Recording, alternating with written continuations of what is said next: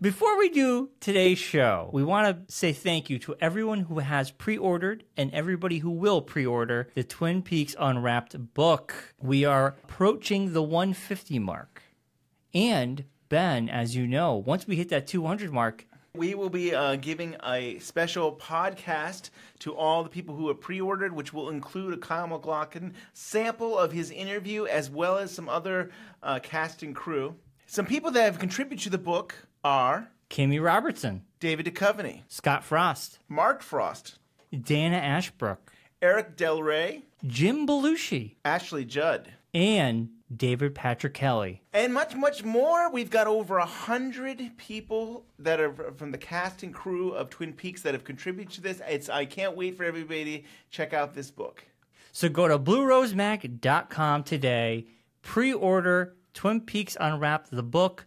The link is always in the show notes. Before the end of the year, you can use the promo code Kyle and get $5 off. So go to bluerosemag.com today. Bite the bullet, baby. You're under arrest for the attempted murder of Ronette Pulaski and the murder of Laura Palmer. You see, you want a lot for your money, and I want a lot for my time. Hospital. I'm pregnant. Close your eyes. This is such stuff as dreams are made of.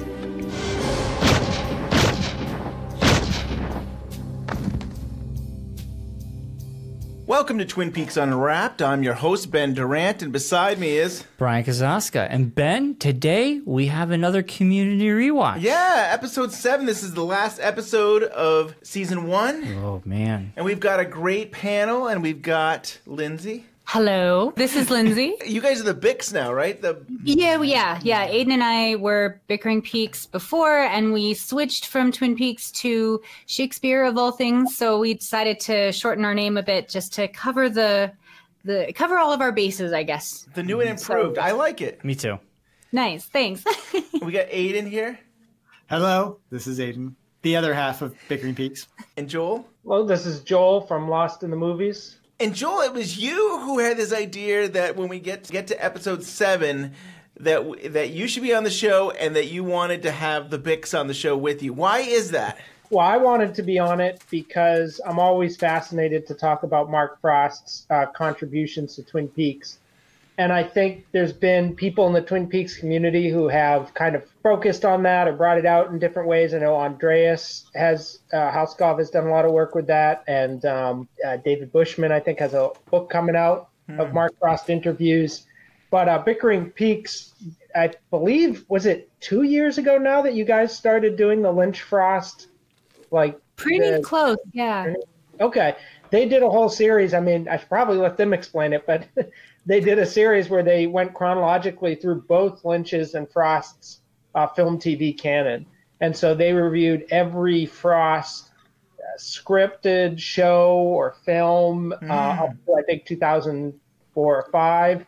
And so I thought that was fascinating. I finally did a whole Frost thing myself this year, which I'm still working on the books. I thought it would be really interesting to hear perspectives of people coming at this from not just a Twin Peaks admiration and fandom, but actually kind of like a knowledge of Frost's work, Frost's larger work, and see how it fits in that context as well. Yeah. Sorry, that was a long answer, but... And yeah, this episode is written by himself and directed by Mark Frost. That's very cool. Real quick, I think it's interesting that, this is the only episode that he directed. It's funny he doesn't come back in season 2 and direct another one. But looking at our book, and I'm going through newspaper articles, and I'm seeing that, after the season 1, Mark Frost is really starting to focus over the summer on his movie, Storyville. So I think he moves right from directing one TV episode to basically saying, I'm going to do my own feature film. So I think I think that might be the reason why he might not have directed anymore, because he was now thinking about features. I just want to say the trajectory and chronology of Storyville is so confusing to me, and I kind of hope Bushman's book clears this up. He supposedly started working on this movie in 1990 during season 2 and was even gone at some point to shoot. believe at the end, I think he was doing pre-production in mid-season 2, and then I think in Reflections he says by Miss Twin Peaks episode, I was out of there. I was just focusing on shooting the movie, but it didn't come out until the week that Fire Walk with Me came out. They were released at the same exact time in August 1992. Right. So the studio sat on that movie for like a year, it seems. Yeah. And then dumped it the same week that his business partner was. It's just so strange. It's so strange. And almost no money, like $400,000. It was released in 19 theaters, as far as I can tell. That's strange. Wow.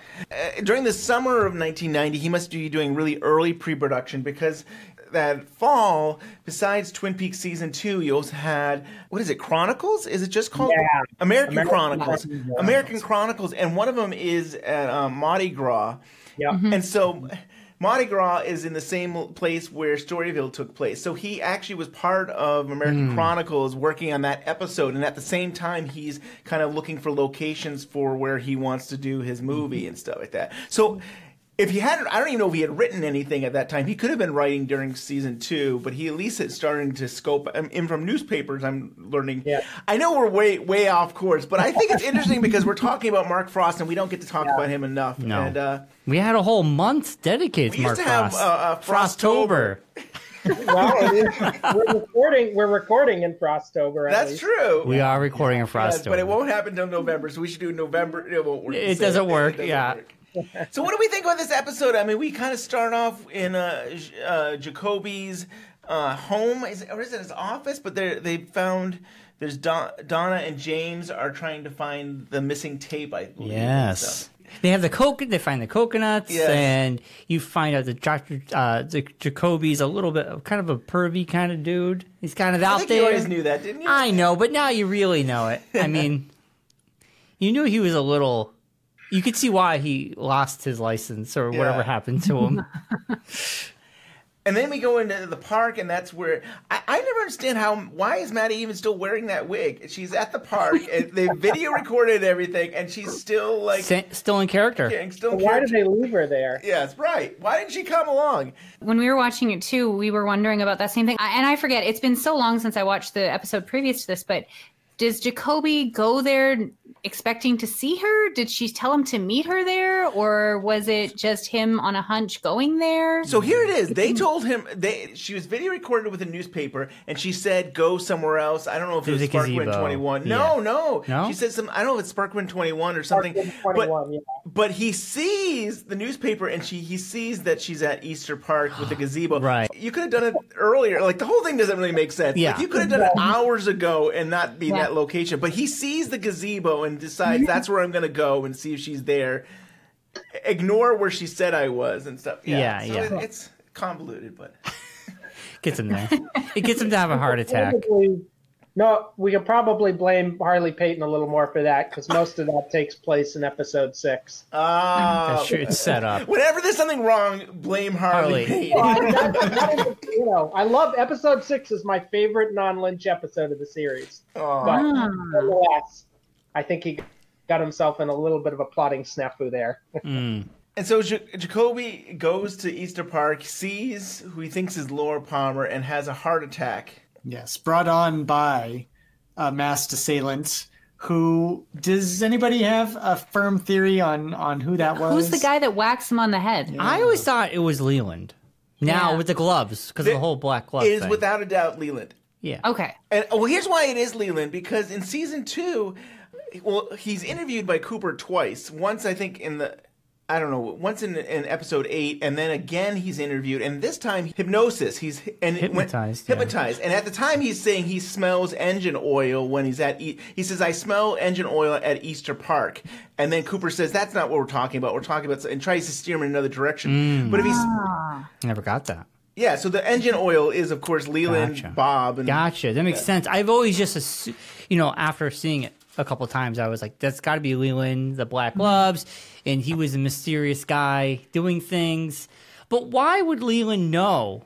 We know that's Leland with what you just told us, Ben. Also, when he was suffocating Jacques, he was wearing the gloves. The gloves. Right. But my question is, how would Leland know that this was going to happen, or was it just happen chance that we know this too? He stumbled. What we do know this.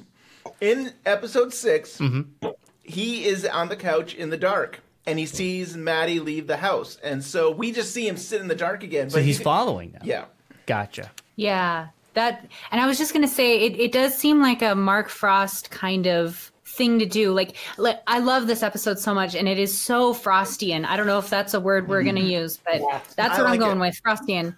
For him to have all of these amazing plot threads that he kind of just drops in there, and eventually they get weaved into the story. Like I don't know. Did they know at this point that Leland was the killer, that he was going to be Bob? Because it kind of fits in really well later on. But at this point, it's like Mark Frost just has this gem of an idea and plots it in there, and it's great. And that is so typical Frost when you look at the rest of his work that he's done, like all of the other TV cop procedural dramas that he did and all the mysteries that he did with Storyville and elsewhere. It's just a really cool little Frostian twist. That's what I took away from it when we watched it the other day. Yeah. So, all right. I question whether Lynch and Frost knew at this point who the killer was. Yeah. You know, Ray Wise, I saw him. I actually saw him in the Q&A in Columbus a few months ago. But he was talking about, like, he tried grief in different ways, and they kept on giving him bigger parts and kept on letting him do more things. And I bet you they saw something in Ray Wise. And then that scene in episode 6 where he's on the couch is so disturbing because it's like, it's menacing. You see him in the dark, and then he looks, and you see him in the light, and he goes back. And to me, that is the scene that tells you this guy could be the killer. And I feel like... And it's also interesting that would make... Like, they're trying to lead us in different directions with different characters like Leo and, Ben Horne. And Jacques. But it's so interesting that they even gave Leland this sliver of a hint that he could possibly be the killer in that one moment. Because when we did the rewatch, it was like, wow, this is like this is hitting you in the head going, holy smokes, we know something's up with him. But you would never in a million years think the writers would take the father figure and make you think he could be the killer. He's grieving, right. So it is, you do question it now. You do go, did they know secretly behind closed doors? Nobody else knew, just them, that Leland could possibly be who they want to be. I guess they had to have known by this summer when Jennifer Lynch wrote the diary. Right. But at that point, ABC probably was saying, you need to wrap this up. And at that time, they were saying, okay, let's start plotting out season 2. And that probably figured it out. But it's interesting. It's something to think about. I think the only, and it doesn't really pin it down, but the only time that we even get an inclination is in the USC talks in like 2012 or 2013. Frost says they did not know in the pilot, but they knew shortly after. And that's all he said. So, I don't know if that means they knew like after writing the script. I doubt it. I think that he means they shot, cut, finished the pilot, and then they decided when they were writing season 1 or like as they were getting ready to write season 1 is my guess. I like the idea that they decided when Ray Wise cut his hand on the glass because that was an accident. But if that's true, that was an accident on the set, and that episode was shot at the end of the season out of order because Lynch was off at Wild at Heart. So that would mean that they didn't know when they shot like episode 3 and episode 6 and all that, which would be kind of strange because there's so many clues there, you know? Yeah. But you're right. So episode 2 with Leland getting cut was in between 6 and this episode 7 that Lynch was, because they were all sharing the One-Eyed Jack set too, like Lynch and Frost and Caleb Deschanel were all sharing that set together and stuff. So you're right, but there's a lot of interesting things happening with Leland during that. Like I said, there's things happening during these 3 episodes that make you wonder. But so I love this shot when Jacoby is having his heart attack, and you look into his eye, and it turns into the wheel of One-Eyed Jack's casino, and it's a cool shot. And Mark Frost did a great job directing. It's action packed. It's very stylish. It's it's fast paced. Yeah, very fast paced. And the interesting thing is that, a lot of these other scripts, they were like, when we've done these unseen Twin Peaks scenes, sometimes we had 10 at some points and stuff. We really don't have that much. There's not really filler. Like he knows what he's going to direct, and he knows. So it's a really tight script as well. I have a question for everybody. I guess particularly for Lindsay and Aidan, but for you guys too. I think Frost didn't direct that much in his career. He did Hill Street Blues and this, and American Chronicles and Storyville, and that's it. Mm. He's done so much other work. He wrote a bunch of stuff, both for screen and on the page. Mm-hmm. And I mean, well, really, that's, he wrote a lot of stuff. And even, the Twin Peaks books later on. So it can be sort of hard to tease out a style, like a visual style. But in terms of like his values and his story interests, what do you see in this episode that ties into some of his non-Twin Peaks work? Or even maybe The Secret History and Final Dossier? One thing that came up for me, there seems to be, related to the Twin Peaks, especially The Secret History of Twin Peaks and the Final Dossier, there's a lot of emphasis on kind of the backstories of some of these characters, especially with Catherine and Pete. There was this nice little teasing out like the history of their romance. And that was something that, this is the first time I've seen this episode since finishing up The Return. So I'd forgotten about that scene when they're in the mill and they're talking about when they met. And that felt to me very much like his interest is in going back and figuring out where these characters came from. It's nothing that's really referred to again in any great depth. And it's a kind of an emotional moment for the two of them. And then you have Pete reminiscing with his yearbook a little bit later on. That felt very, very much like the kinds of things that we get in The Secret History and the Final Dossier. So that, to me, feels a little bit more like a Mark Frost style. Yeah, and it's also interesting because it does tie back into the plot itself of Pete rushing into the fire to save Catherine. The love of his life. The love has been rekindled by gasoline and Leo Johnson. So that's another typical Mark Frost thing is there's, as you mentioned, there's no fat. There's really like every scene has a purpose. It is directly going to tie into a further scene down the road. Yeah. And that's something that he really honed on Hill Street Blues. And I think it comes across as a director here. I think in Storyville is kind of an interesting thing because there was more room for that kind of fat. And so it did develop a little bit more. But in television, he's really, really great at just honing in on, okay, here, I've got 42 minutes. Here's everything that's going to happen. Yeah. And it is all going to tie together fairly well. And it's fairly economical. That was another thing about this episode. Even though there are all these storylines going on, you kind of, it just goes so fast because he plots it very well. And I think that's a result of working on, the $6 Million Man and Hill Street Blues and stuff like that, seeing how TV is produced. So that, I think that would be what I would say, what we would say is kind of the Frost style. Yeah. That's very interesting. Yeah.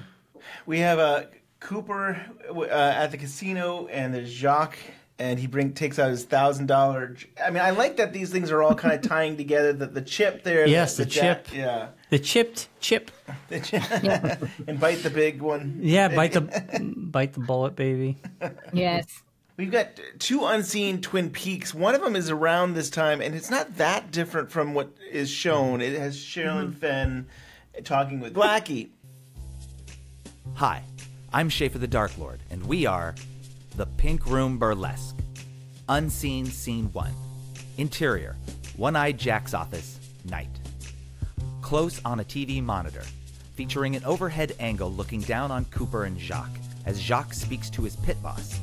Blackie O'Reilly sits in the office watching, not at the monitor, but the curtains across from her. Come in, dear. The curtains part and Audrey Horne enters, tricked out in some elaborately strapped and corseted brothel wear.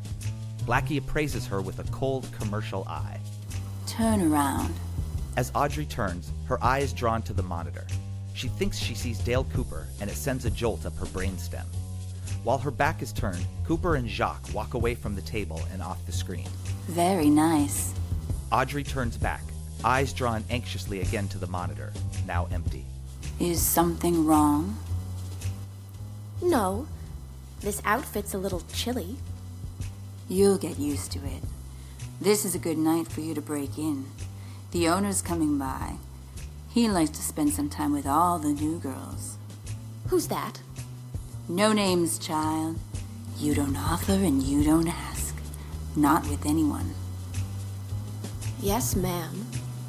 You go to your room now. Wait until you hear the bell. When the bell rings, you go to the get acquainted room. Kinda like high school. Very much like high school, in that you go where I tell you and you do as you're told, or you'll be disciplined. Audrey turns away. Blackie speaks a bit softer. What are we going to call you? My real name's Marilyn. But we don't want to use your real name, do we? Oh, no, I see. Come here. Yes, ma'am. Kneel down beside me. Audrey kneels. Blackie holds up a deck of cards. Pick a card. Audrey picks the Queen of Diamonds.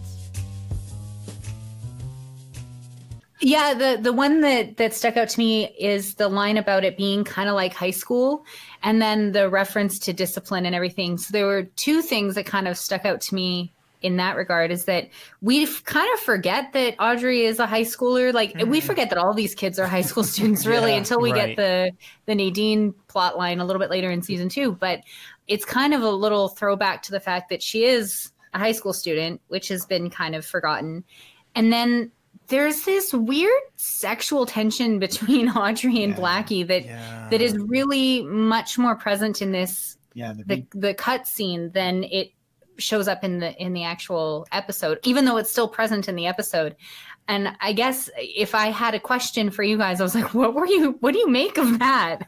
The kneeling down beside me thing? Yeah. I always think like it's writing. Obviously, we know it's writing of the time, but sometimes I feel like when you have these characters, the writers don't know how to write for high schoolers, so they write them as adults. Maybe. You almost like there's no one on that writing staff. It's coming from a female, young perspective. It's coming from older white guys. Yeah. So they're writing a fantasy for older white guys. Yeah. So I kind of look at it like they don't know how to write a high schooler. And you're right, Nadine reminds us, because even that, she's dating a high schooler. Nadine dates a high school student. And then it reminds you, oh my God, Nadine went back to high school. It is not, and it's even weirder. But yeah, you're right. There is that weird chemistry between these two in this scene, and maybe it was just because Cheryl and Fenn, they loved her. She really she popped on the screen. She was like a sex symbol for that time. So maybe anytime you had her flirting with anybody, or any having that weird. We do men, we do women. Just having her play, like she played well with others on the screen. I think she had chemistry with everybody. So I think it's just because of the perspective of the writers. They didn't. That's how they just knew what to do. And on the show, Blackie does put her hand on Audrey, like when she's picking out a card. And I don't know if it's in this one or what scene it is. Maybe it's in a whole different episode. Audrey says, "You're not my type," or something like that, and so maybe you're everyone's type, or something. Right? Like It's that. insinuating that Blackie could be a lesbian or bisexual, but also that she's in a whole new world. It's not just black and white anymore. Like everyone's up for anything. Maybe that's what it's insinuating. But in the script, that whole kneel down beside me thing did kind of throw me. It's like, Yeah, it's good it was cut. Yeah. Yeah. Well, it comes across anyways in the scene in the actual scene, because the way she kind of touches her hand at the end and everything, you get that idea pretty powerfully, I think. And then of course, later episode it becomes more explicit. Yeah. But it is interesting that she's, I think, maybe the only queer character in all of Twin Peaks on screen. I mean, Laura is in the diary. But you don't really hear about it that much or at all in the show. Maybe a little bit in the film you get it, but and Josie in the diary too seems like she's hitting on Laura. Yeah. It doesn't appear at all in the show. No, it's only in the diary that those themes really come out more. And then I think Denise later on, they kind of suggest that maybe she's bi, but she is a lesbian transgender, I think. No, but she also kind of hits on Truman at one point, but that might just be to kind of set him off, to make him uncomfortable, because he's already looking kind of awkward, Yeah. Right. But with a transgender, it's not that. about their sexuality. It's interesting. I just re-looking at this, but it's interesting. Transgender does not define their sexual orientation. Oh, no, not at all. Yeah, but it's interesting. Right. So you can be lesbian, gay, or you can be. I consider myself to be a woman, and I am attracted to another woman. Right. Yeah. But it doesn't have any implications for attraction. Yeah. Just briefly, we already mentioned that in the script she called herself Marilyn, but that is, I definitely jumped to Marilyn Monroe, and that was something that Frost and Lynch were working on a script, as Goddess and stuff like that. Right. So, I mean, every once in a while you have these little hints of Marilyn, and then there was another one, was it episode 1? Probably Cooper saying about JFK and all that. So I feel like this is Frost throwing his love of Marilyn Monroe and all comes that. full circle a little bit. Yeah. We have Shelley washing her hair, and I remember, where did I read this? That actually the actress Machen Amick actually had dyed her hair. Yes. And they had to pretend she was dyeing it or something. Yeah, or something like that. The funny thing is, when I read this or I heard this, I can't remember where this came from. I don't even think I noticed her hair change colors, and that's how it shows you how observant I am. But I think that's why they had the scene, was because her hair color changed. But I didn't know that either. I didn't either. Yeah, but now we'll obviously it's the only thing we're going to see. Yeah. Her hair has changed. So Jacques is now crossing the border, and there's a sting operation with the police to arrest him. And do we have anything to say about this scene? Go Andy? Yeah. Go Andy. Yeah. I wanted more action scenes like this. I mean, this was like a big action scene. I thought Frost, the pacing was well done. Yes. For it. This is the Hill Street Blues scene. It and is. not just the fact that they arrest somebody with the sirens going, but actually even more so the conversation they have in the car about Lucy and kind of, women, what are you going to do? Like, just the sort of small talk that they make in the cruiser, to me, is like very, very Hill Street Blues. Right. Yeah. The fish talk, the angling metaphor that they weave into this. Like, Oh, fish is on the hook, and then the bait's coming, and all this stuff just keeps adding onto it. Right? Yeah. Oh, I yeah. like that. Yep. I mean, it would have been great if another, like a parallel universe where Mark Frost was like, I will do all the action scenes. I will just direct the action stuff. I think it would have done very well. Yeah, that could be fun. Yeah. I remember you guys' episode on Storyville. Action sequences, yes. Fight scenes, maybe not so much. How bad was his fight scenes? It's pretty goofy. Yeah, it was pretty goofy. He goes into an Aikido studio, or what? They're probably massacring that, but some sort of martial arts studio, and he gets beat up by the woman, and then her father beats him up later. But it's very, very like theatrical and like, just stand here. I'm gonna grab you, throw you down. Oh, it was very late '80s kind of. Like they were like, well, we have to have a martial arts sequence, so here we go, and we're gonna do it, and that was the outcome. Yeah. It was not impressive. No. Yeah. just car scenes then. Mark Frost just direct the car chases. Car scenes, car chases, anything with cops, that's good. Yeah. We're Yeah. good in that area. Yeah. He does that very well. I always think about, if Twin Peaks had not been renewed for a second season, who would they have said was the killer? Would we have said Jacques was the killer? Or, I mean, I guess it ends with Cooper saying we think it's Leo and we're gonna catch him or something like that. But I always wonder, like, would they have wrapped it up and said, oh yeah, the killer was Leo or the killer was Jacques? And I mean, I think Wrapped in Plastic had said that the blood had matched with Jacques' same blood. I think it was O negative or something like that. So I always wondered if they hadn't renewed the show. On Donahue, was it Donahue? Or there was talk that there was two endings. I don't know if there really ever was two endings, that they could have edited it and changed it. Do you know anything about that at all? I seem to remember, maybe we're not talking about the same thing, but I seem to remember at least Richard Bamer thinking they had filmed scenes with him, but this was later in season 2. This wasn't in. Oh yeah, this is the finale. I think I'm thinking of something different. If you're talking thinking about like a second ending for this episode, I've never heard of that. Yeah. I think there was talk about it. I feel like Mark Frost always wanted to leave things on a cliffhanger and stuff, just like they do for season 2. Yeah, because he knew season 3 it would get people to like write into ABC and be like, we want the show back. Right. Well, it's like with the pilot. We wonder what would happen if there was nothing more and we were just left with the pilot. Right. Would it be the European pilot or?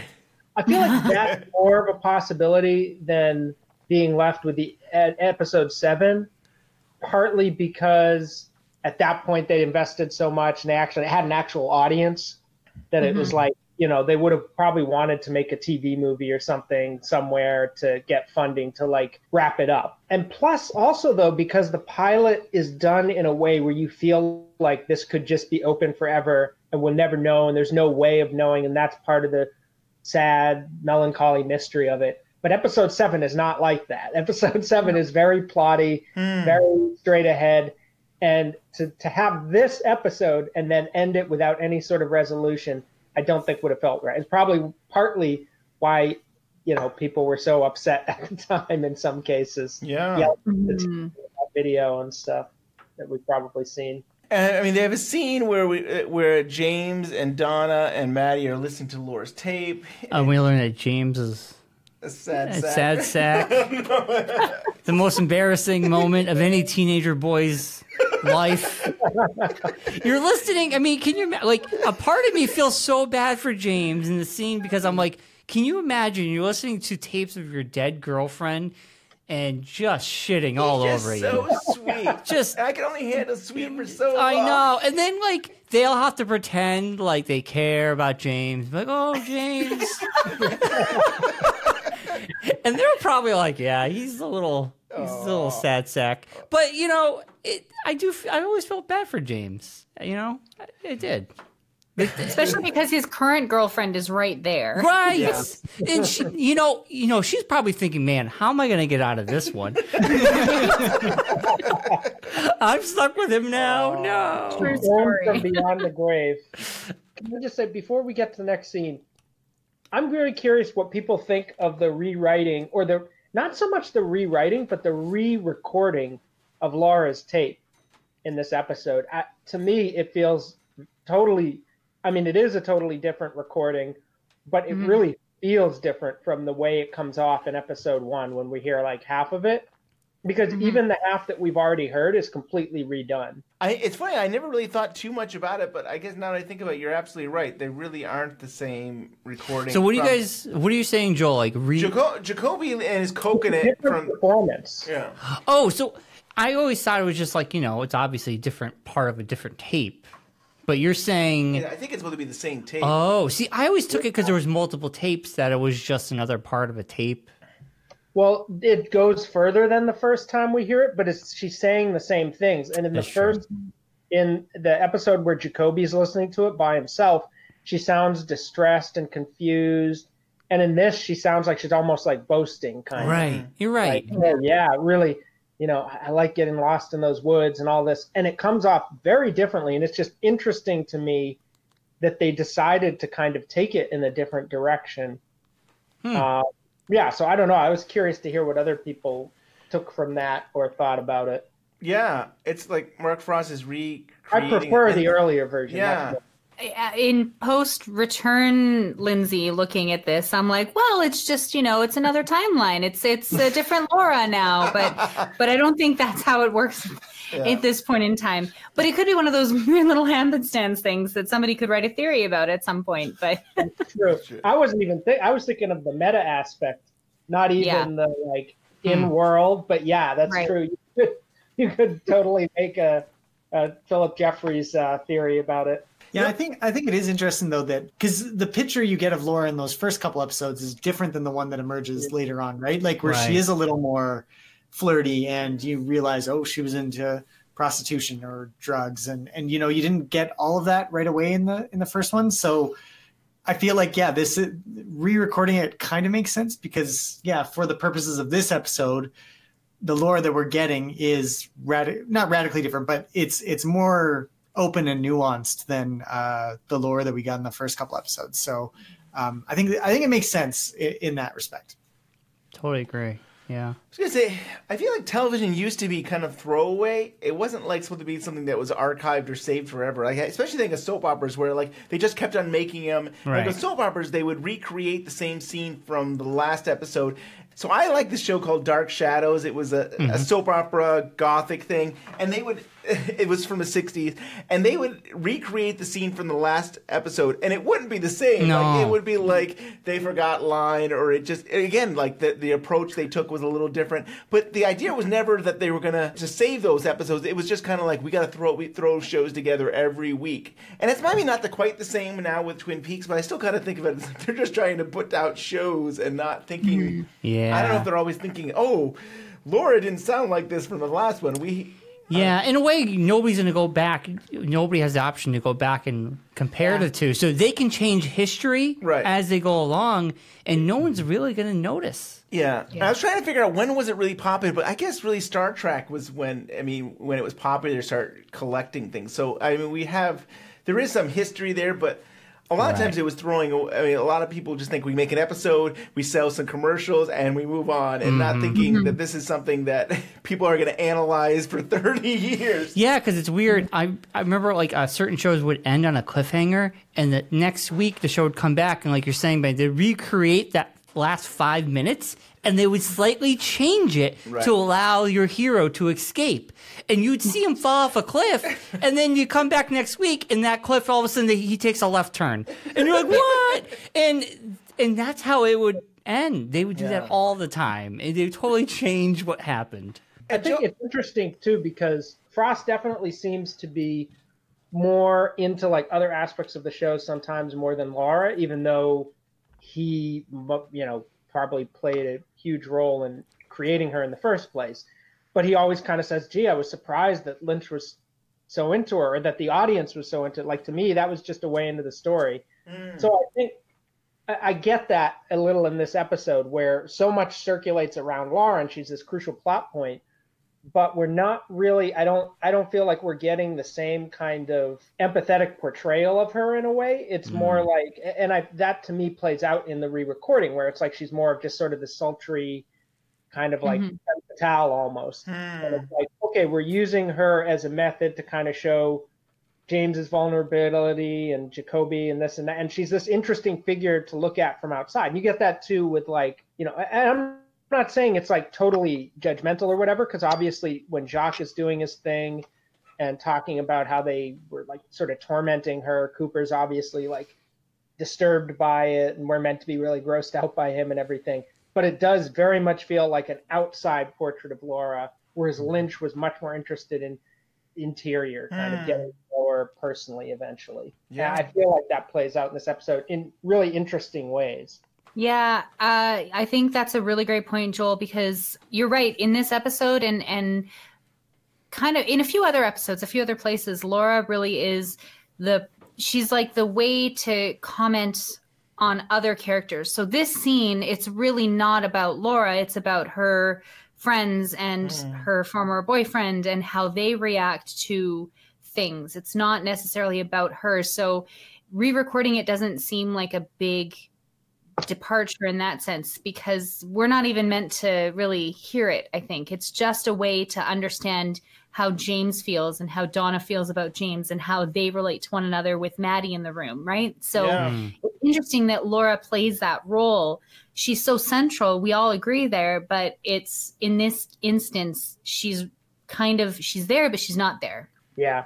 And I feel like in some ways Maddie kind of replaces Laura. Like, I feel like the first episodes of the season were really kind of like, oh, we're getting to see Laura through the tapes, and then we have a flashback of the locket, and we getting more and more, and then all of a sudden Maddie shows up, and Maddie kind of becomes that substitute for Laura, and then we actually see it with her wearing a wig, and Well, Cheryl Lee is in every episode from the pilot to episode 16. Because of those things you mentioned, and then when Maddie comes in, she's the way for Cheryl Lee to be in those episodes. True. But then after that, she's not in it again until the season 2 finale. So right. Which is kind of a loss. I mean, I know she's a great actress. And there was rumors that like David Lynch was going to make Cheryl Lee a redhead and bring her back for another season. That would have been ridiculous. That was going to be Judy. That was going to be who Judy was, the redhead. Oh, there you go. Because actually, too, Madeline and Judy are the characters in Vertigo who are to spend for characters. I won't say more than that for spoilers' sake. No, it's great. I love it. I know there's a lot of characters references from Vertigo there. So we have Leo getting ready to start a fire, and he's got Shelley tied up. He's like, "You made me do this." I know. What a horrible guy. What a jerk. And we go into Nadine, and she's going to commit suicide. I know. It's such a sad scene. It is. She's just a nobody. I know. And she just wanted her drape runners. She was rejected. And she wanted Ed to love her. And she was going to buy a big TV. And I know. I feel like because you learn so much about Big Ed and her past, what happened on their honeymoon and everything, I feel like she's always trying to, like, impress him. And because I think she knows he's got eyes for Norma, I think she knows she's just trying to do something for him. And that's what's sad about the whole thing. It's like she's not trying to live life for herself. She's trying to, like, make Big Ed proud of her. That's all I feel like that she's living for. Yeah. So it is kind of very sad. A sad scene. I like when I first watched the show, I thought she really was going to die. Like, I thought her character was totally done. But where's the drama in that? Then I know. Then Norma and Ed could live happily ever after. That wouldn't be. Yeah, but horrible though. Like, your wife committed suicide. Now they're together. That's a horrible way to go. But like, her becoming super strong, and they're like, well, maybe they should have killed her off because. I'm kidding. You went there. I know. Wow. Well, that storyline was ridiculous, but still, in the context of this episode, it was, for me, I was very sad to see that. And I really thought that was it for Norma. She's a very sad character right now. Yeah. Tragic character. She's a tragic She'll find character. herself 25 years from now. I know. It'd be fantastic. We'll all love it. We have a scene with Hank and Josie. Yeah. And you have the reindeer. He's got the antlers, that one shot. That's a pretty cool shot. That's very stylish. Yeah. The buck stops here. Yes. There you go. That's it. I mean, I feel like he's really laying the gauntlet down about everything. He's been in prison so long. He's for somehow this mastermind. I don't know how is he. He's like a bumbling idiot later on. He's like, I don't know. I don't know how Hank does it. Yeah, it's that whole scene, it's so, I love the dialogue, and I've always loved that dialogue. And before I even like clued in that this was Mark Frost written, directed, everything, that dialogue just spoke to me. The way he talks about, what does that do to the market value of 18 months? And it's so good. And then having watched more Mark Frost, it's stuff that he's written, I'm just like, that dialogue, he's so great at writing dialogue.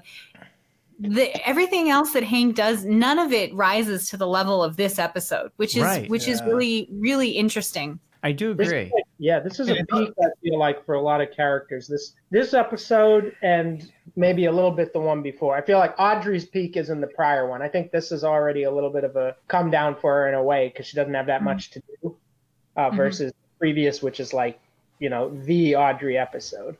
But for a lot of other characters, I feel like this is kind of a peak moment for them, for Hank, for maybe even for Josie in some ways. But this is certainly the moment we find out what she's really all about, you know? Yeah, no, I was just going to jump in and say even Hank's later scene with Norma, where he's kind of laying it on thick. He's like, oh, shucks, I shouldn't be saying this. It's very duplicitous, and you get that from this early Josie scene. And yet it somehow works for his character, right? Like his character is this evil mastermind idiot somehow combination. And the actor, I think I can never remember his name. Chris Mulkey. Thank you, Lindsay. He doesn't get enough credit for tying in these multiple kind of personalities that this character winds up presenting on screen so well. Because you kind of feel like, he's playing Norma and then he's trying to play Josie, but it's playing a dangerous game, and he's kind of rising to the level of the various characters that he's interacting with. And even when he goes and puts the hit out on Leo for Ben Horne, he's very straightforward and like, I'll get the guy, don't worry. It's very much kind of like a good all-round character. This character can do everything that the plot requires and still feel believable. Yeah. And that's unique, and he does a really good job of it. Josie always disappoints me. Her best scene for me is she's with Ben Horne in his office, and she says, "I'll bury you," and he says they kind of one up each other and says, "Oh, I've got all this information about you." And I thought she was like tough and she could hold her own, and I feel like she never does that as well for the rest of the series. With the scene with Hank, I'm like, why? She seems like she's shy or uncomfortable, and I wish she would just rise up and be like, "Listen, we made it." I mean, she kind of does. We made a deal, and this is our deal. And she gets beaten down by everybody around her. Yes, but I want to believe she's tougher than that. I really do want to believe that she could take. Well, she had in season 2. I mean, she has like her cousin, which is basically Jonathan. Jonathan. Yeah, but I'm saying like going into Jonathan. No. She has like this mafia that's behind her. He's like rapes her. Yes, stuff. I know. So she's beaten down. Where are we going? I'm just saying Josie's character can't rise to the top because I feel like they beat her down so much. And I agree with you, Ben. I agree that it would have been great to see her character break away and become a strong character. But they don't give her that opportunity. I mean, she shot Cooper, so she's true. She can be a badass. It just we don't see it enough. I don't know. It's funny too that Frost wrote this, and she does come off as very sort of weak and uncertain. And then in Secret History, he, to my mind, completely rewrites the character to make her this just like mastermind that's been on top of everything like her whole life until she finally, like, I think she like kills her father or something, and she's like heiress to this gang. Like, I thought that was too much for me, that turn. So it's interesting that he came up with that in 2015, but at the time when he was writing her, I don't feel like in the episodes where he writes her, he ever really pushes her in that direction. No, I don't think so. Yeah. No, it's almost the opposite. Like this is the point when like the sands that are shifting beneath her feet and she's trying to like find her balance. And then in that act of desperation shoots Cooper and we don't know it at the time. But when you find out later, rewatching the scene, you're like, yeah, okay, I can see how she thinks she has things figured out. She thinks she knows where things are going. And all of a sudden she's meeting all this resistance. Well, I got to do something. And there's a kind of resilience and a kind of resourcefulness there, but it's not the kind of powerful, power move that you expect from how we've come to know her, I guess, in previous interactions. Right. Yeah. Totally agree. So the next scene we have is Lucy telling Andy that she's pregnant. Also a Hill Street Blues scene to me. Oh. The humor that they do on there sometimes, and the relationship stuff. Yeah. Yeah. This felt like it was one of the locker room scenes from a Hill Street Blues episode. It was like these are the kinds of things that they talk about when they've, come off their shift or they're going on shift or whatever. Very much so.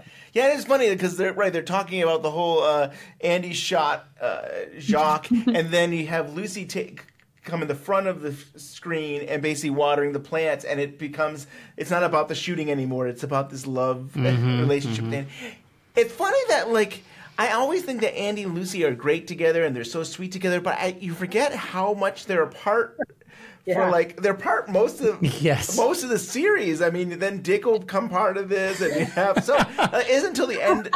I don't know. It's funny because in my head, they're always together. It's always Lucy and Andy, but they were apart most of the time of the series. He was trying to win her affection. Yes. Yeah. Or run away. I don't know. Or yeah, something. I don't know. So this is technically the first appearance of Wally Brando. I just want to point that out. There you go. Right? Oh, yeah, I like that. Wow. You had to say that. And I still think it's Dick's kid. I don't think it's Andy's kid. Yeah, I'm with you there. Yeah, I think his mannerism feels more like Richard there. Yeah. And when we talk to him, he even thinks that is his kid. Yes. Yeah, I think so. You're right. Love it. Ian Buchanan. Yeah. Oh, that's funny. He said the wardrobe. He got a style like Dick. So Jacques gets interviewed by Cooper and Harry. I mean, it really just it kind of tells us more about what happened that last night and stuff. And it basically says, he got a whiskey bottle hit over the head, and then Leo and the girls were gone and stuff. I mean, I guess it kind of just that's where I think we're just led to believe it has to be Leo because They're the only ones to the left. I mean, they're the Leo took them, I guess. Yeah. Especially when Cooper is like, he's too stupid to lie. So any other show would have maybe left the door open for a character like this to be duplicitous and make up a story like this. But Cooper just comes right out and says it, like he's not lying because he's too dumb.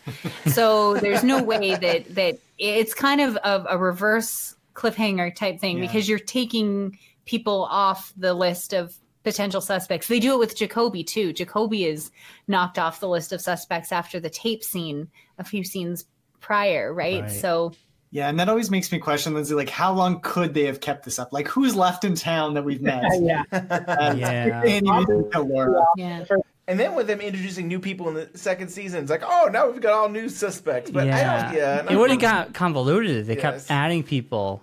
Yeah. It would have been like that Lost episode, and they gave us new people, and they didn't like them. But the fans supposedly wanted it. No, they were like, what's happening with the background people? Oh, we still want their backstory, and then we'll kill them off. We're practicing for our Lost podcast that we're going to do someday. In 20 years. Yeah. We're going to be like the Bicks, and we're going to just call it Lost Unwrapped. So we'll keep the Unwrapped. Right. Beautiful. So we have a scene at the Double R with Hank and Norma. I still can't believe Norma would even want anything to do with this guy. They have no chemistry. No. I never see them as a couple. I just see them as business partners in a way. And I don't, it's like not believable to me that they were together.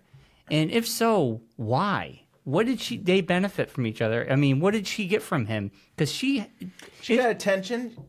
He seemed like but she's always had Romeo. Like he could be somebody that like I get the Nadine and Big Ed and Norma thing, but the Hank thing I don't get at all. Like they don't have kids. Maybe it's like the Shelley Johnson thing. They like bad boys. Man, I think that's got to be it. You're right. I think that's it. She always just is question. He's good at like it's like a weird form of gaslighting where he's actually being on the surface super nice to her, but doing it in a way that he can tell makes her question herself. Right. Like it's a very like sophisticated form of manipulation. Yeah. His character is really interesting to me because I think for the most part, Twin Peaks characters are they find like a trait or a thing and they kind of, maximize it. And that's often a lot of fun. But Hank is one of the few characters who really has that like immense subtlety and nuance to how he actually behaves, because he's like this extremely passive aggressive guy in a way that you can almost see people kind of falling for it, but kind of also knowing I don't know. I guess he's okay. I mean, but like having that nagging feeling that something's not right. Like it's just I just love how they kind of modulate that. That's a good point. Yeah. He can be charming, but there is that slight. You're right. There's that slight thing about him that makes you uneasy. But he always gets in trouble too. He's always That's doing what I'm saying. things that he shouldn't be doing. Right. Yeah. He's a troublemaker. Yeah. We have a scene where Big Ed comes home and Nadine is on the floor and he's got to call 911. And it makes me think, he left her to go to the casino and he says, "Don't you give up," because she's like talking about being rejected. I know. And, like he already knew she was in a fragile state, but he still goes off and does his Bookhouse Boy stuff or whatever. Big Ed. Big Ed. Yeah. Poor Nadine. I know, poor Nadine. Maybe she just... It's funny, I guess she did get... I was going to say only Jacoby was there, and Jacoby actually does show up when she's a high school girl. Going back, looking at season 3, Jacoby was always there for her. Jacoby helped her. Right, but he helped her in season 2 with yes, as that's what I'm saying. I think so, maybe it was there all along. Yeah. I just wanted to say this had my favorite comedy moment, unintentional, I think, but every time Ed slaps Nadine, for some reason it just makes me burst out laughing. Lindsay, do we have a problem here, Lindsay? Unintentional comedy, slapping Nadine. Oh, man. Oh, I can't help it. It cracks me up every time. Literally, we had to pause the episode so that he could stop laughing. So it's ridiculous. He needs like a 10-second back so he can watch it again. Oh, my God. Oh. That's too funny. That's awful. What are you guys laughing at? We're watching Nadine getting slapped over and over and over again. Yeah. And we are at the sheriff's station, and Leland comes by and says, "You caught the killer." Oh, yeah. Right. It's like, why would you say that? Don't even say anything, because he's going to go and... I know. Why would you just announce that out loud? Like, come on. Subtleties, people. I think I'll do the other unseen Twin Peaks, where we have Jerry and Heba. Is it Heba? Is that her name? Mm-hmm. Unseen Scene 2. I'm Schaffer the Darklord as Jerry Horne. Interior, casino room, night. Jerry is explaining to a tearful Heba something about a cocktail waitress. Heba, baby, I swear to you, she doesn't mean a thing to me. Oh, Jerry. Then how does she know the name of your boat? She's a yachting enthusiast. She's a nut for water sports. Do we want to talk about that? I mean, it's only a few lines. I think they're pretty funny lines, though. It's very revealing of the dynamic between. I mean, nobody should be surprised that Jerry took some other showgirl onto his boat, but the excuse he gives about her being a yachting enthusiast who's into water sports is just killer. That made me laugh so hard. It's such a Jerry Horne thing to say. I love it. Oh, and that's how their relationship ends. I mean, we never see her again. Yeah. Yeah, no, and it's interesting because, like, I think Mark Frost, you can kind of, his fingerprints are on Jerry Horne a little bit more than you might think, because David Lynch has this kind of quirky sense of humor, but I think Mark Frost is all over this character, and the fact that he likes to make the double entendres and stuff like that is kind of it's what Mark Frost knows you can kind of get away with on television. In film it might be a little, David Lynch's blacker humor might come out a little bit more, but if you need a goofy character, Mark Frost has got him in spades. That's very true.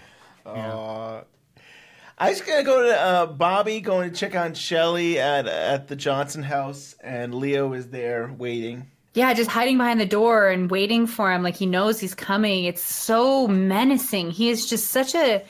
Leo is up until the reveal or the inclusion of Bob, Leo is the scariest character on Twin Peaks as far as I'm concerned. He's just so menacing. Yeah, he's just a bad seed for what reason? He's just an ass. Yeah. Sign of invitation to love, right? Right. This scene. And, oh yeah, right. The invitation to love. Yes, invitation to love. Is this the last time we get invitation to love? I think so. I think it is. The last time we see it, and then we hear it once. Ah, yes. Right. I actually love that it echoes the show, or there's a parallel. Like you have a gunshot happening on Invitation to Love, and then you have Hank shooting Leo. And I don't know. I think it's fun. It is cool. I know Lynch thought it was too silly. But it's very, it fits somehow. I like the idea of Leo's last moments of consciousness before he passes out from loss of blood or whatever are watching this scene play out. That always strikes me as kind of poetic in a way, in a goofy way, but poetic nonetheless. Right. In both cases, the villain has got what they deserve, or they've been stopped. Yeah. Right.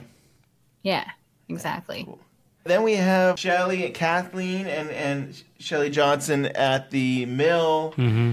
And I kind of like this scene just because the thing's like, who are you? It's like this is such a small town. You don't know Shelley Johnson? You've never gone to the Double R Diner? Come on.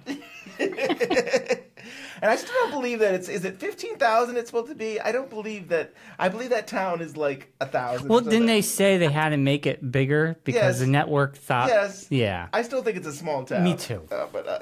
But it's got those little signs here and there. Yeah. Occasionally. Like that department store. And not just the inside, but the like exterior. Like you look at that and you're like, really? That's in like a small little town? That looks like that looks like a B-roll shot from Seinfeld or something. That's true. Right. That's true. Right. They do have some shit, like even the bank, and there's a couple of things, right, where it seems way too, it doesn't feel like it feels like it's part of a city or something. So then we have Jacques getting murdered, taped up, and a pillow over his face. And we kind of already talked about that with Leland. It's still very interesting, though, that that's kind of a shocking twist if you think back to the first time you see that, to realize that Leland would do that. It feels appropriate in a way because he's grieving so deeply that it makes sense. Right. But it is still such a shocking moment. I think it's hard to really remember that because we've watched the scene so many times. But if you remember the first time you watched it, that must have taken our breath away. That oh my God, Leland killed a guy. Yeah. And even made me feel like, it's justifiably so, in the sense that, like, this is a bad guy. Just like we just saw Leo, we thought, good, the bad guy's getting what he deserves. Right. Jacques deserves this, right. And it's only through rewatching after seeing the reveal of who the killer was, and then rewatching this, and you have the fire alarm, is it stop? It stops. And all of a sudden, it seems like Leland has snapped out of it, which it makes me think, is that Bob? Is that Bob leaving him and Leland's coming back and like, oh, what's going on? And I got to get out of here. Something like right. It seems like almost like a switch. I love it. Yeah, and the whole audio cue for that too, like with the alarm disappearing and then it comes back and it's like, is Leland screaming almost? Like there's a really interesting audio setup there too. It makes that whole scene's very watchable considering like you don't know what's going on and you don't know who's doing it. And then the reveal is just like, oh my God. Totally. Definitely. And it makes us feel like he's doing the right thing, like you said, Ben. And Lindsay, because we just saw that scene prior to this of the bad guy getting it. So you're like an eye for an eye. Yeah, everybody's getting what they deserve. But then you go, oh my God, he just killed someone. Right. How? And then they're so lenient on him a little bit. They're like, and they still had no hard evidence that he killed the killer. They had no hard evidence. Right. Yeah. So he was still a killer. But they were all like, well, you killed a drug dealer. You're in season 2, we're saying the judge is like, it's like, we hope we'll get through this and stuff like that. Yeah, wink, wink. You'll be fine. Yeah, it's great. I love how they play that out in season 2. Like, they just get you like, oh, this folksy judge. He's like horrible. Like, he blows into this town, gives like a terrible verdict, and like, and then the guy murders someone like 2 days later. It's like, and he gets to go free, right? He gets to go out on bail, and he's just kind of like, come back later. He understands this town. And meanwhile, the lawyer who comes in, who's totally out of place and gets like his wallet stolen or whatever, and it's like stumbling through the trial and like, but everything he says is like correct. Kind of an interesting little subversion there. That's funny. Like, So really, it was the judge who killed Maddie. He could have saved it. He solved it. You could have stopped it. You could have stopped it. Oh man! I'll be there at the funeral to shout at everyone again. Yeah. We all killed her. Yeah, I mean seriously, you guys did this time. Cooper was in the wrong place. The giant. So Brian has been saying this to me recently. I don't think we're getting off the track, but I don't think Cooper was in the wrong place. The log lady says the owls are in the roadhouse. He goes to the roadhouse. You feel like he should not be in the roadhouse. No, because the giant's saying it's happening again. But that's where he was meant to be. That's where he was. Well, I guess I don't know. He's certainly not helping anybody that he's there. Yeah, he's watching the log lady eat peanuts. I mean, what the frick? It is doing nothing. Right. He's observing all around it. Yeah. People who theorize that the giant was actually bad, which I feel like I don't think you could pull that off anymore after season 3. But that was like a theory that some people had, and it was like, oh, he's misleading Cooper because otherwise he would be like, oh, I'm going to go to the Palmer's house to question Leland or about, because we just arrested Ben and now we have our suspect. And that would have intercepted, but I guess later episode. Yeah, I guess it was a bad connection with the giant. That's all. Interference. It is happening again. We are now back at the One-Eyed Jacks, and Audrey is getting made up by Leslie Lincoln Glatter, Lincoln the director, Glatter. one of the directors and stuff, as a seamstress. And then Ben Horne walks in. Oh boy. What dreams are made of. Yeah, he's ready to check out the new girl. Oh, so awkward. So, fun fact, this scene was the first scene, my reintroduction to Twin Peaks as an adult. This was the very first scene I watched. My parents were watching it, and I cannot describe adequately enough how disturbing it is to watch this scene with your father. It's so awkward, and it still made me like, okay, I want to watch this, but I'm going to borrow the discs and I will take them home with me and I will watch them on myself because I can't sit here and watch this show with you if this is going to happen. Right. But this was the very first scene that I watched as a 25-year-old. Especially with the reveal of the killer. I don't think we want to see Leland and Maddie and no. About watching with their kids, I'm like, I don't. I think if I had kids, I'd be like, here you go, you can borrow it, enjoy it. We'll talk about it later. Fire Walk with Me. The whole. No thanks. And then we have Cooper going back to his room in the Great Northern, and it seems like like I said, he seems like he's going to wrap things up. They're going to catch Leo, and that's it. The shot heard across America. It's like Who Shot JR? It's kind of like that. Yeah, totally. I'm sure it was a nod to that. Right. And it wasn't even like the at the time the president of Russia asking like Bush who killed Laura Palmer. I mean, that's how big it was. Huge. How big Everybody that wanted got. to know. Yeah. Wow. Yeah. And I think people were not happy that it ended like this. But I mean, that's what cliffhangers, that's what season finales are supposed to be for. Yeah. In the original script, I think they purposely held off on the last page so they didn't know that he got shot. Like, I think it wasn't there. Oh, wow. Yeah. That makes sense. Yeah. So that's cool. This is episode 7. I'd love to go. Is there anything else? I ask, does this episode change at all now that we've seen season 3? I don't know if, we talked a little bit about season 3 a tiny bit, but I don't know if we relook at this any differently now, unless we talk about Laura's tape has changed now that we live in these parallel worlds and stuff. I don't know, or these other dimensions, or I don't know. Laura didn't die.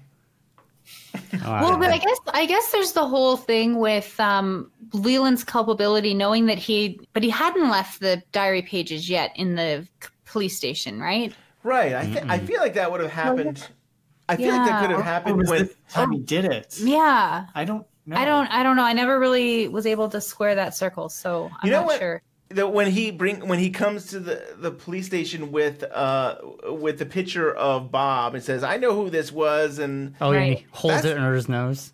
Yeah, Brian likes to mention that too. That he had it. Basically, he's showing under his nose. Right. The killer is under your nose. Look at me, wink, wink.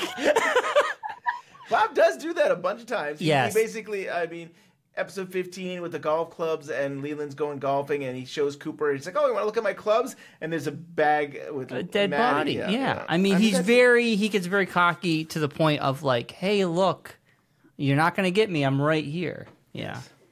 Yeah, it's almost like a kamikaze mission at that point. He doesn't even care. Like, it's just Leland will pay the price for it. Bob can go take off wherever. It's true. But so he's just playing with them at that point, right? Yeah, definitely. He's just a meat bag, as he says. Exactly. I think, don't they kind of suggest maybe that he had the pages on him when they arrested him for Jacques' death? I don't know why. He must have just carried them around with him or something. Yeah, maybe. That's it. Weird memento or something, What if he was going to plant them for Ben Horne? Because he was trying to plant the Ben Horne thing. Any of those times that he was in the office. In the sheriff's station. I mean, you're right. He's been there a few times now. Yeah.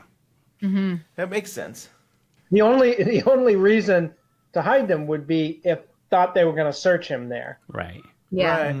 Stuff. Because otherwise, why would you go to the sheriff's station and hide evidence of your killing in the sheriff's station bathroom when you could throw it in the woods or something? It's so true. it must have been something he kept and held on to and then realized, oh no, I'm gonna if I keep these with me right now, I'm gonna say I have to go to the bathroom and get rid of them. Yeah. The idea. And of course, Fire Walk with Me, he has the diary pages with him, and he shows them to Lori at the train station.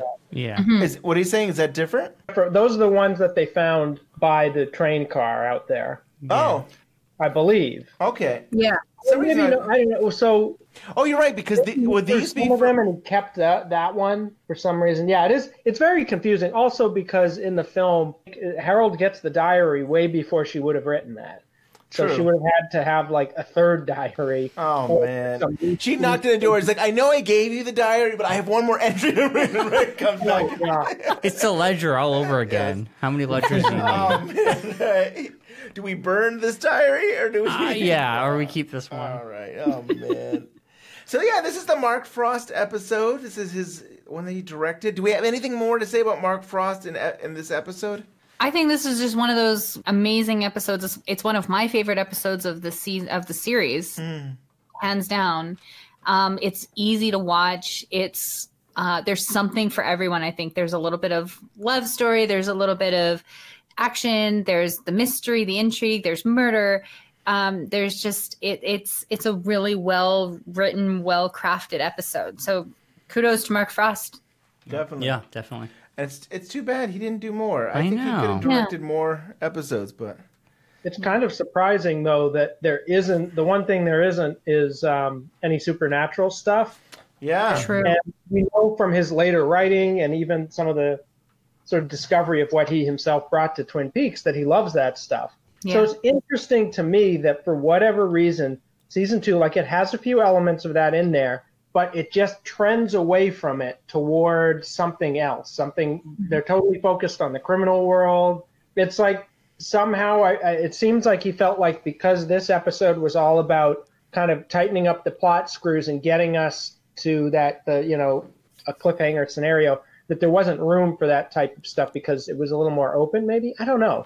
I mean, I'm just intrigued by that. And I feel like until the giant came into it, you guys have talked about this, he was still kind of passing off the dream as like a tool, like a psychic tool to help him solve a mystery.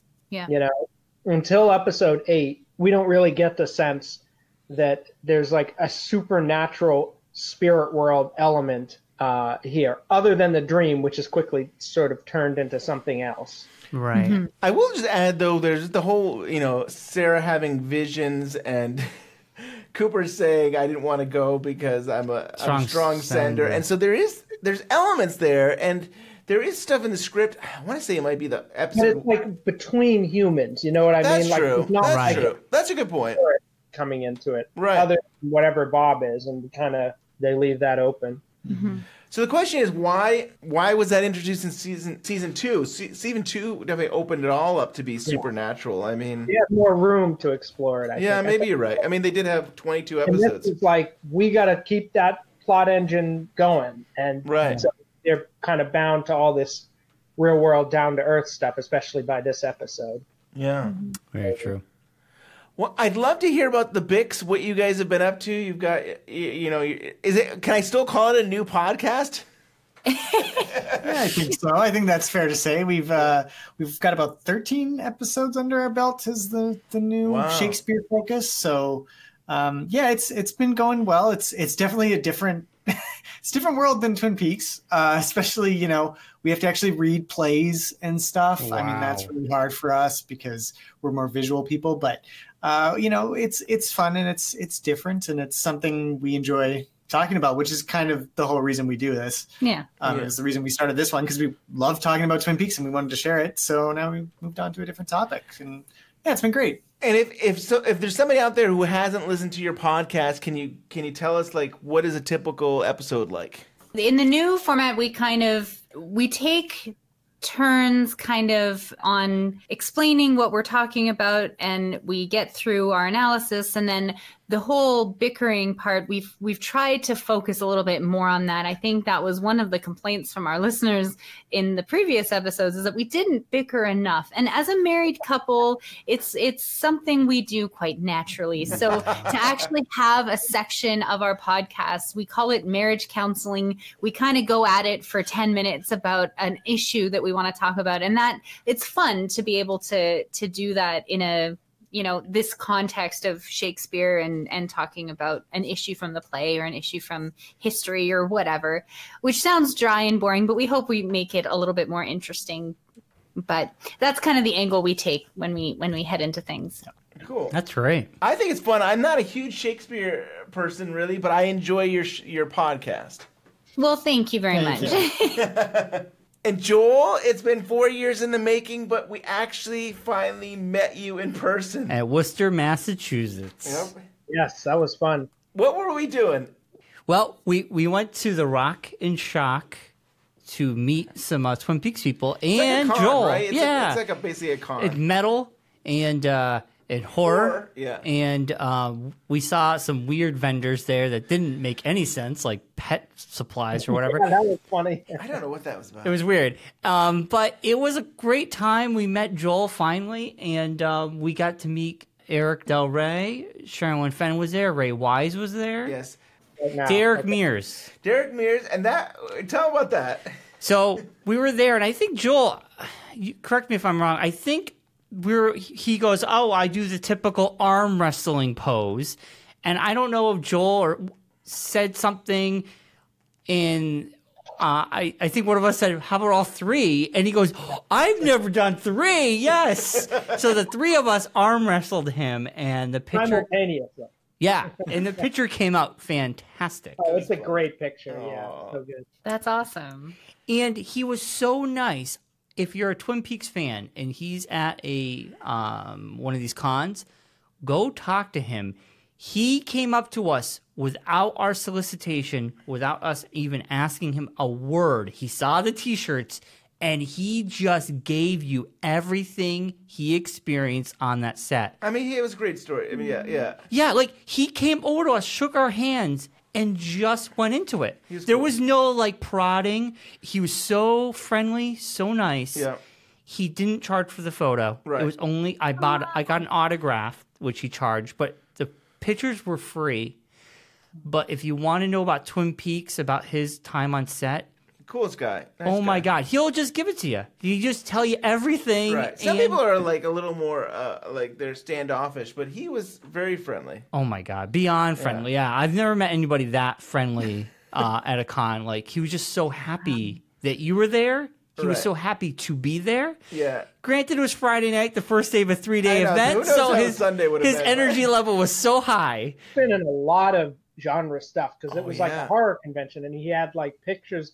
I don't think he even had Twin Peaks on his banner, right? No. He had a picture from it, but it was like from Friday. I don't remember what they were, but it was like sci-fi stuff and horror. Like he does because he's a big guy. He does a lot of like makeup work. Like he's been in costume or makeup in all of these like monsters or creatures or whatever. So it was kind of funny. Like he had multiple things to be there for. Right. And, we recognize him from Twin Peaks, but one of the most popular shows that a lot of people were upset it got canceled, he was Swamp Thing on Swamp Thing. It got canceled. The new series. And it got canceled, and people were really upset, but he plays the Swamp Thing. That's cool. But then we got a photo in the Red Room with Sherilyn Fenn, Ray Wise, and Eric Del Rey. Yes. And that was cool. Oh, so all three of us were in there. It was a little pricey photo, but it was kind of cool that we all got to have our photos taken together with three people. I know. We were directed by Ray Wise. That's right, Ray Wise. Boy, he had us all like, sit here, you do this, you do that. And yeah, it worked though. It was quick. Oh my God. Yeah. I was charmed by Ray Wise. He was so cool and like awesome. He's a really nice guy. He's such a nice. Ben and myself, we talked to Eric Del Rey on the phone the week before, and we actually got to meet him in person. And he is super nice and very forthcoming. Very friendly. Yeah, very friendly. And you know, this is the first or second year he's on the con market.